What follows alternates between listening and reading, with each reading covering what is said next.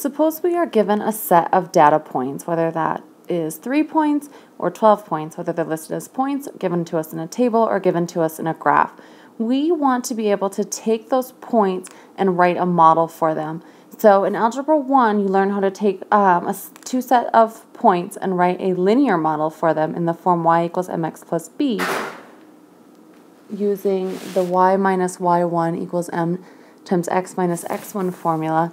Now we want to look at finding a quadratic model if, as I said before, if we're given 3 or more points. So to do that, we are going to choose 3 data points and use the standard form of our equation ax squared plus bx plus c and plug in our points for x and y. This is going to give us 3 new equations. Then we can solve this 3-variable system of equations for a, b, and c. These problems are fairly long, so I am just going to go through one in this video. So looking at this first example, I'm already given 3 points.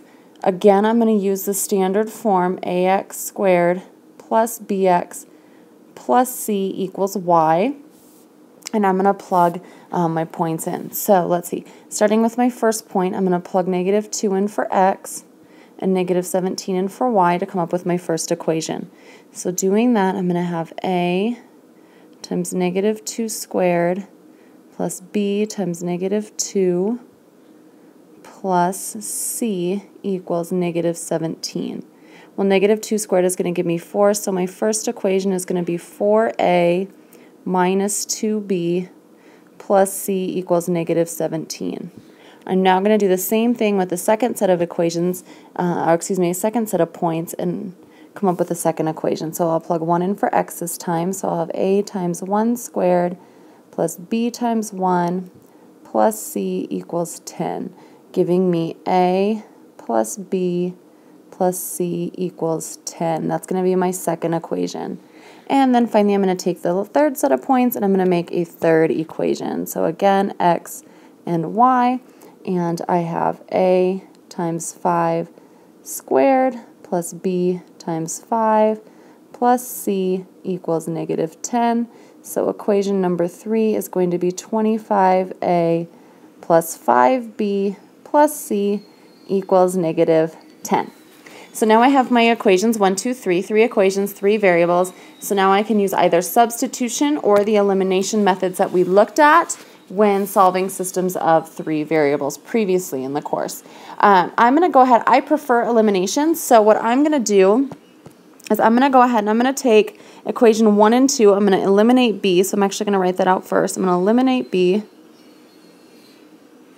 Actually, no, I'm going to eliminate c. I think that's going to be even easier. So, I guess I didn't have to write the word eliminate.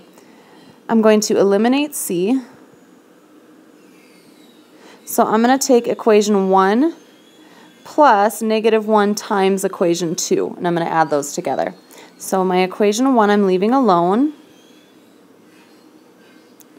and I'm adding it with the opposite of equation 2, so multiplying everything in equation 2 by -1, -a minus b minus c equals -10. I'm going to add these together, and that's going to become my equation 4.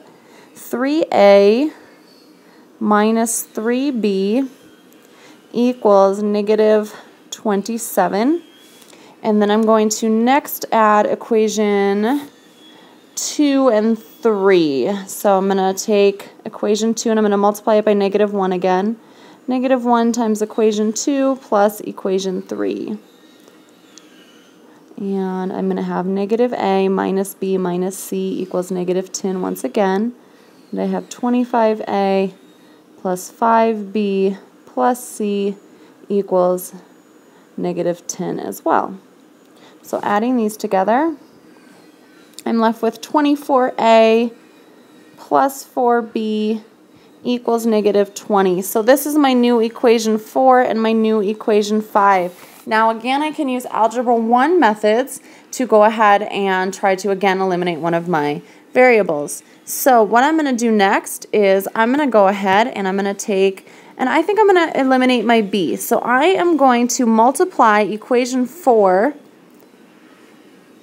by 4 to get my b variable's coefficient to be -12, and I'm going to multiply equation 5 by 3 to get a +12. So I'm going to take 4 times equation 4 and add it to 3 times equation 5. And let's see, I'm going to move this up a little bit. And then I have 12a minus 12b equals negative 108.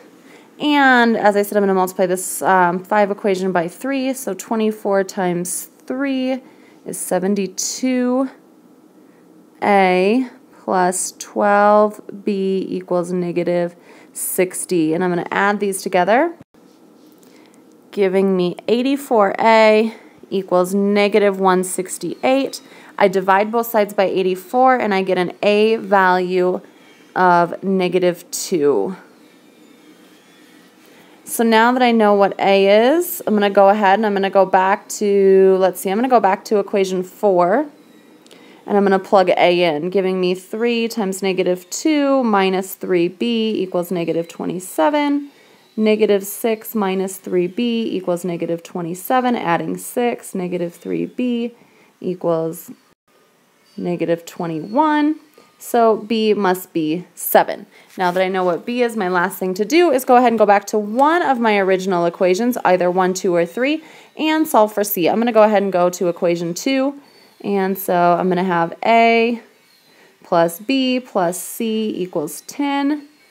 So let's see, that's going to give me 5 plus c equals 10, so that tells me c must be 5. So now that I know what my coefficients are, I can say that the model, my quadratic equation I'm going to use to model, let's see if I can fit it all on one screen, to model, these data points is going to be y equals negative 2x squared plus 7x plus c. So I am in the form ax squared plus bx plus c, and so what you'll notice is if I plugged negative 2 into this function, I would get a value of negative 17. If I plugged 1 in, I'd get 10, and if I plugged 5 in, I would get negative 10.